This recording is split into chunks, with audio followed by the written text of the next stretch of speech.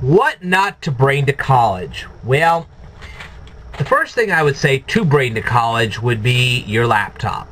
Just make sure it has one of those thumb scanners, so if it does get stolen, nobody can access the dang thing. It's useless to them.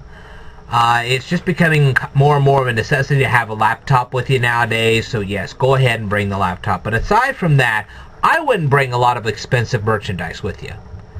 And here's the reason why. Either it'll get broke, or worse, it'll get stolen. And I don't think you want that on your conscience. Okay? Definitely bring an alarm clock. Do not use your smartphone. Do not bring your smartphone.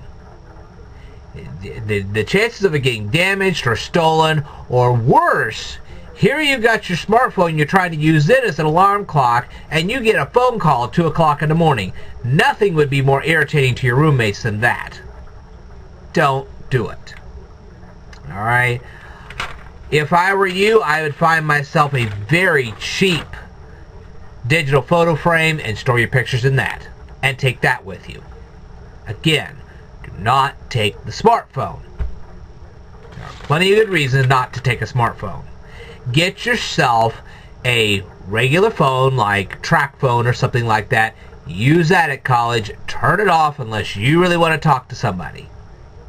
Okay? Just don't bring a smartphone. I'll say it again and again and again. Do not bring a smartphone. Okay, you don't have to bring a printer either. I agree with that.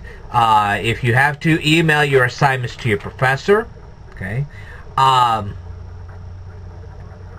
Otherwise, go to a Kinko's. Go to some place where they can print it up dirt cheap. Even go to your library. Your library can print you up some stuff cheap. Okay? And if not there, go to your college, discuss it with them. They'll come up with a cheap price to print stuff up. Again, the printer is just too bulky, and you don't need it. I wouldn't bring a whole lot of clothing either. You are there to impress your professor, not your friends. Okay, there'll be plenty of time for partying later on. Okay, even if your parents have to, maybe you go home during a fall recess or something like that. You go home, you pick up some clothes, you take them back, and then you have a couple of parties here and there. Prepare for them a little bit in advance, but you do not have to bring a whole lot of clothes. And this includes shoes, this includes purses. You don't have to bring that much. You are not there to impress your friends. You are there to impress your professor. Remember, that professor could write you a letter of recommendation, which could land you a good paying job. Impress that professor instead. Okay? Yes, I would recommend both getting a library card and getting a Kindle. You do not need a ton of books in your room. You really don't.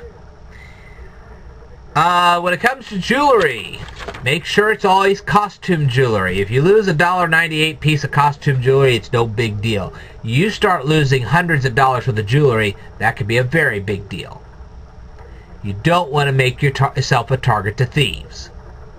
As soon as the thieves find out all you have is costume jewelry, they're never going to touch you again.